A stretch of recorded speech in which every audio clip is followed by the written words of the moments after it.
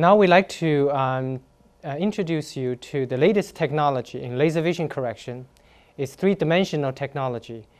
At the Wang Vision Institute, we've been very fortunate to be the first center to introduce this next generation three-dimensional technology. Next slide. And this technology has a name called Astromax. What it does is that it produces a three-dimensional picture of the cornea. So almost like the good old days when you go from one-dimensional X-ray films to three-dimensional CT scan. The power of the three-dimensional technology is dramatically increased. Next slide, please. Here you see some photographs of the images of the cornea of a patient. Traditional technology focuses on one dimension, and you will see the middle picture of this panel. In a three-dimensional technology, we bring additional cameras from the side, so we generate a three-dimensional image of the eye that improves the resolution of the technology. Next slide. Here you see ray tracing. The current technology is only going from the middle one, which is the red ray. Now we generate two additional rays, and we are working on generating even more so that it really improves the accuracy of the technology. In today's laser surgery, we want to try to improve the quality of our surgery. Next slide. And as I said, just like going from X-ray film to CT scan, it significantly improves the accuracy of the technology. Next slide. Next slide, please. And we use a specific mathematical reconstruction so that we take into all the information. In fact, this Astromax technology that takes in 35,000 data points in 0.2 seconds. And we reconstruct the entire map. Next slide, please. And here you see some pictures of the cornea of a patient that reconstructed. Next slide. And we've been, again, very fortunate and excited to be the first clinic to have installed this next generation three-dimensional technology. And we have been the principal investigator and now been chosen to lead the testing for this technology. Next slide. Next slide, please. And it does represent next generation because, as you will see soon see, that many of the things we do today can be further improved with further research. Next slide, please. Let me speak briefly about how our perception of the world around us is determined by our vision.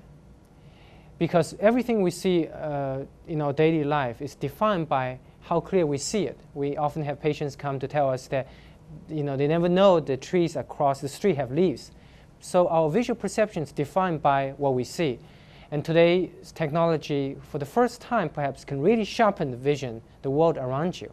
Next slide, please.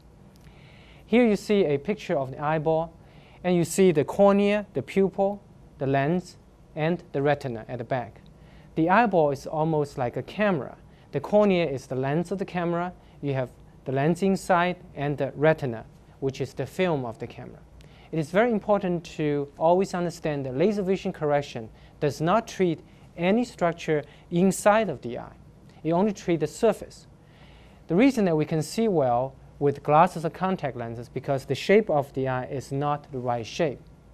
So instead of using an indirect device such as glasses or contact lens to help you see better, why not reshape the front part of the eye into the shape of contact lens directly? And that is the principle of laser vision correction.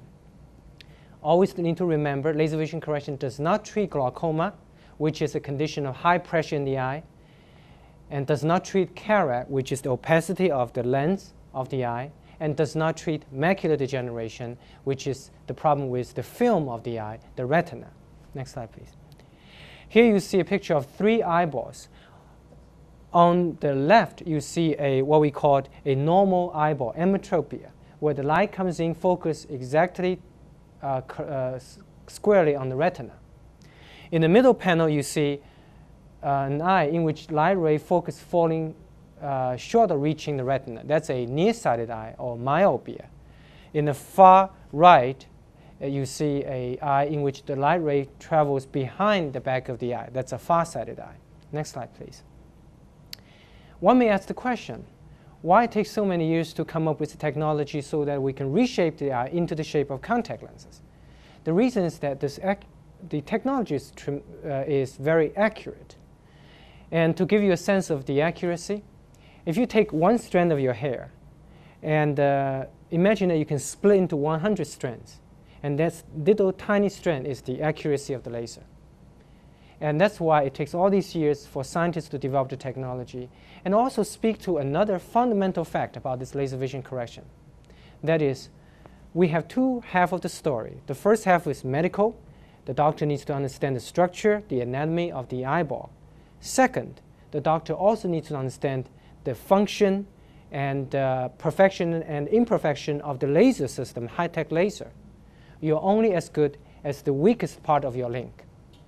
So this laser vision correction brings in an entire new generation of technology in which the doctor has to not only understand medicine, the eyeball, but also understand the inner works of the laser.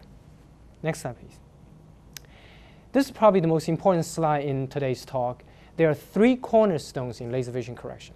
The first is patient selection. Second is state-of-the-art technology. And third is the surgeon. Regarding the first, patient selection, one has to be a perfect candidate in order to have this laser vision correction. If I go out to the street and round up 100 people randomly, probably half of them are not candidates. If after thorough evaluation, laser vision correction is not right for you, don't do anything. It is an elective surgery on healthy eyes. So safety is most important. And always make sure you have a thorough evaluation, and always make sure the doctor will make a decision at the end with your best interest in mind. For me, my practice style is at the end of all evaluation, we evaluate 50 different measurements. It takes about 2 to 3 hours each patient. At the end, I sit down with the patient and put myself in the shoes of the patient and ask myself the final question. Would I have surgery if I were you? If I would not have the surgery, I would not recommend it to you. We have a very high success rate. Our success rate currently, after having performed over 10,000 procedures, is 99.8%. And that is defined as the percentage of patients who are able to throw away distance glasses. Among the 10,000 procedures we have done, about 1,000 or so physicians, fellow doctors. Somebody estimate among all the doctors who themselves had it done in this part of the country, probably 80 or 90% have come to our center. And we look